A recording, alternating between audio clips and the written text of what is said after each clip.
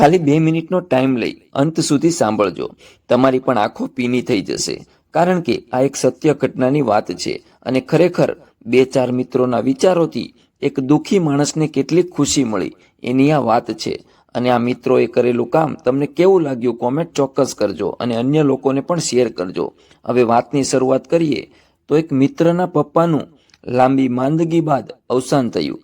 એ મિત્રની પરિસ્થિતિ ખૂબ નબળી, હીરામાં 10 થી 12 હજારનું માંડ કામ કરે અને જે મકાનમાં રહે એ પણ ભાડાનું, અને ગામડે જમીન પણ નહીં એટલે વધારાની કોઈ આવક પણ ના આવે, અને એના પપ્પા 3-4 મહિનાથી બીમાર હતા એટલે દવાખાનાનો ખર્ચ પણ વધારે થઈ ગયો હતો, જેમાં પોતાની ધીમે ધીમે કરેલી બધી બચત એક ઝટકે સાફ થઈ ગઈ અને થોડું ઘણું માથે દેવું પણ થઈ ગયું હતું।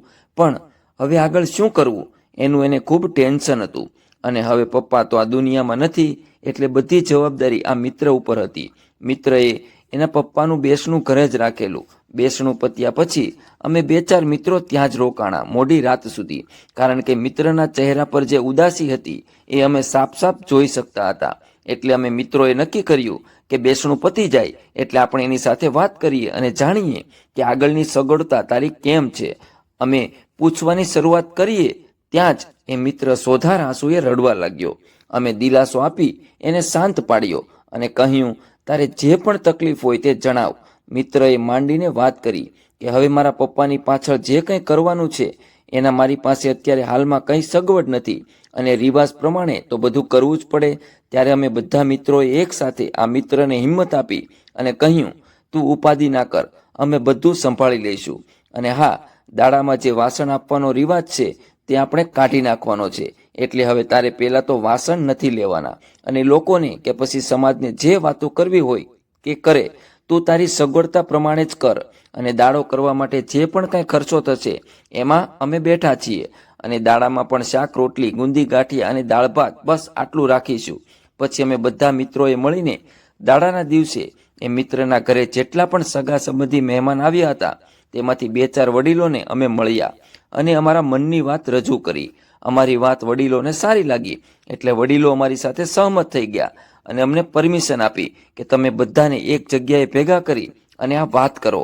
બધાને અમે મળ્યા અને એક જ વાત કહી કે જેવી રીતે આપણે લગ્નમાં જઈએ છીએ અને આપણા વ્યવહાર પ્રમાણે આપણે ચાંદલો લખાવીએ છીએ, તો અમારી તમને બધાને એક વિનંતી છે કે આ પરિવાર અત્યારે ખૂબ તકલીફમાં છે અને સમાજના રીત રિવાજ પ્રમાણે આ કરવું પડે છે। અમે બધા મિત્રો એની બનતી મદદ કરીએ છીએ, પણ હવે તમને બધાને પણ એક વિનંતી છે કે દરેક લોકો જમીને આ ઘરધણીના હાથમાં વધારે નહીં પણ 100 રૂપિયા આપતા જજો। આ ફરજિયાત નથી, અને હા, તમારી પાસે વધારે સગવડ હોય તો એ પ્રમાણે પણ તમે આપી શકો છો। તમે વિશ્વાસ નહીં કરો મિત્રો, દાડાનું કામ પૂરું થયા પછી કેટલા રૂપિયાનો ખર્ચો થયો હતો એટલા રૂપિયા એ મિત્રના હાથમાં હતા, અને એના ચહેરા પર ઉદાસી જે હતી એ ગાયબ હતી। બધાનું ચૂકવણું કર્યા પછી અમે એની સાથે બેઠા। ખરેખર એ મિત્ર અમારા પગે પડી ગયો અને જોરથી રડવા લાગ્યો, અને રડતો રડતો કહેતો હતો કે તમારા જેવા મિત્રો ભગવાન દરેકને આપે, અને તમે જે આ કામ કર્યું છે એ દરેકના સમાજના લોકો આવું પરિવર્તન લાવે, જેથી કોઈ નાનો માણસ નિમાણો ન થઈ જાય। વાતને સાંભળવા બદલ દરેક વહાલા મિત્રોને જય શ્રી કૃષ્ણ।